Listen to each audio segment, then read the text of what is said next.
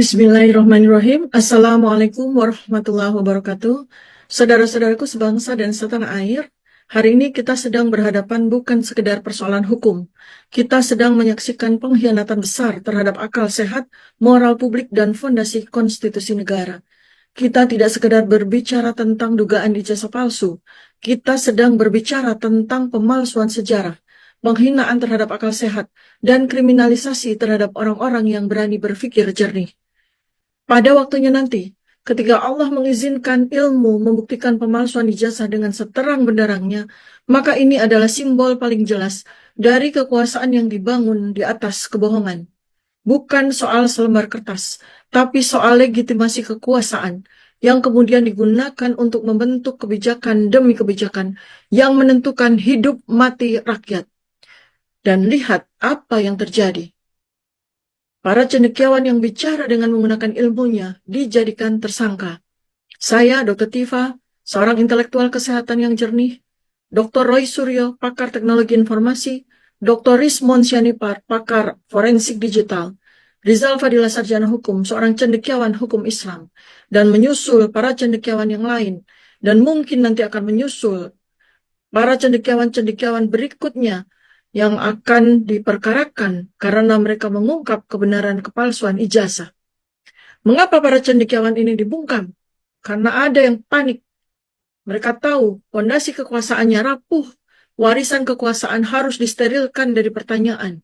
Perlawanan harus dilumpuhkan lewat pasal-pasal karet. Allah Subhanahu wa Ta'ala memperingatkan kita dengan sangat tegas dalam Quran Surat Al-Baqarah ayat 42. Dan janganlah kamu campur adukkan kebenaran dengan kebatilan. Dan janganlah kamu sembunyikan kebenaran padahal kamu mengetahuinya. Inilah yang sedang terjadi hari ini. Kebenaran disembunyikan, kebatilan disebarkan, dan kebohongan dijadikan jalan untuk berkuasa. Bagaimana jika benar terjadi?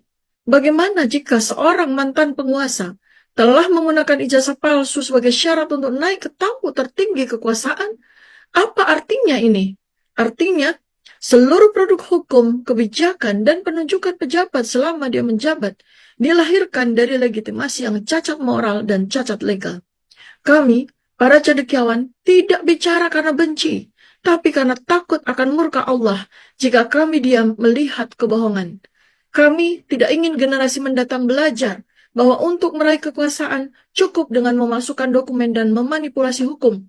Kami bersuara agar kebenaran ditegakkan dan kebohongan dihentikan di sini, hari ini, bukan besok. Para cendekiawan yang ingin dibungkam, Dr. Tifa, Roy Suryo, Rismon Sianipar, Rizal Fadila, dan tokoh-tokoh kritis lainnya, bukan karena mereka salah, tapi karena mereka menyuarakan yang benar.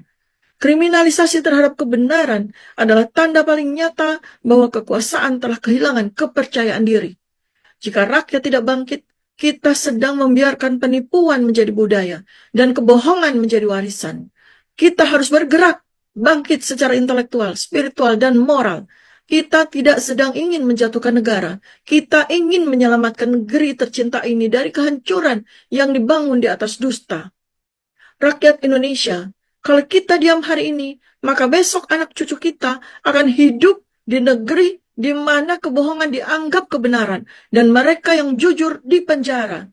Bangkitlah, bangkit bukan dengan amarah yang buta, tetapi dengan kekuatan intelektual, dengan narasi tandingan, dengan konsolidasi akal sehat.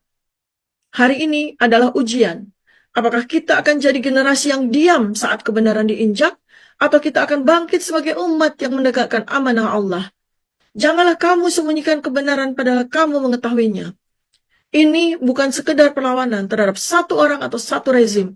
Ini adalah perjuangan untuk mengembalikan martabat bangsa, mengembalikan kebenaran sebagai dasar peradaban. Kita tidak butuh pemimpin palsu.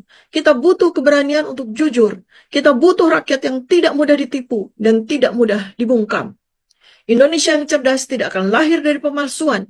Indonesia yang merdeka tidak lahir dari ketakutan. Saatnya nalar sehat memimpin arah bangsa. Bangkitlah wahai rakyat Indonesia, suarakan kebenaran, selamatkan masa depan, tegakkan kejujuran sebagai dasar bangsa. Assalamualaikum warahmatullahi wabarakatuh, salam kebenaran.